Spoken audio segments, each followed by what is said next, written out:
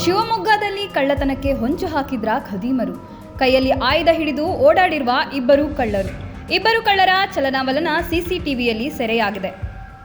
ಮನೆ ಮುಂಭಾಗ ಗೇಟು ಹಾರಿ ತೆರಳುತ್ತಿರುವ ಖದೀಮರ ಕೃತ್ಯ ಸಿಸಿಟಿವಿಯಲ್ಲಿ ದಾಖಲಾಗಿದೆ.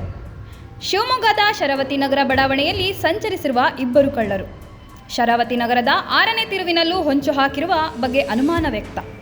ಜುಲೈ 27ರ ಭಾನುವಾರ ರಾತ್ರಿ ಅನುಮಾನಾಸ್ಪದವಾಗಿ ಬಡಾವಣೆಯಲ್ಲಿ ಸಂಚರಿಸಿರುವ ದುಷ್ಕರ್ಮಿಗಳು. ಇತ್ತೀಚೆಗಷ್ಟೇ ವಡ್ಡಿನಕೊಪ್ಪದಲ್ಲೂ ಶಸ್ತ್ರಾಸ್ತ್ರ ಹಿಡಿದು ಓಡಾಡಿದ್ದ ದುಷ್ಕರ್ಮಿಗಳು.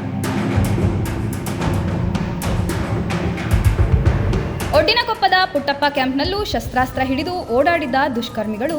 ಅದೇ ರೀತಿ ಶರಾವತಿ ನಗರದಲ್ಲೂ ಹೊಂಚು ಹಾಕಿದ್ರ ಖದೀಮರು. ತಲೆಗೆ ಟೋಪಿ ಮಫ್ಲರ್ ಹಾಕಿಕೊಂಡು ಕೈಯಲ್ಲಿ ಆಯುಧ ರೀತಿಯಲ್ಲಿ ಹಿಡಿದು ಓಡಾಡಿರುವ ದುಷ್ಕರ್ಮಿಗಳ ಪತ್ತೆಗೆ ನಗರದ ದೊಡ್ಡ ಠಾಣೆ ಪೊಲೀಸರು ಬಲೆ ಬೀಸಿದ್ದಾರೆ. ಶರಾವತಿ ನಗರ ಬಡಾವಣೆಯ ನಿವಾಸಿಗಳಲ್ಲೂ ಆತಂಕ. ಸಿಸಿಟಿವಿಯಲ್ಲಿ ದೃಶ್ಯಗಳನ್ನು ಆಧರಿಸಿ ಖದೀಮರ ಪತ್ತೆಗೆ ಪೊಲೀಸರ ಕ್ರಮ.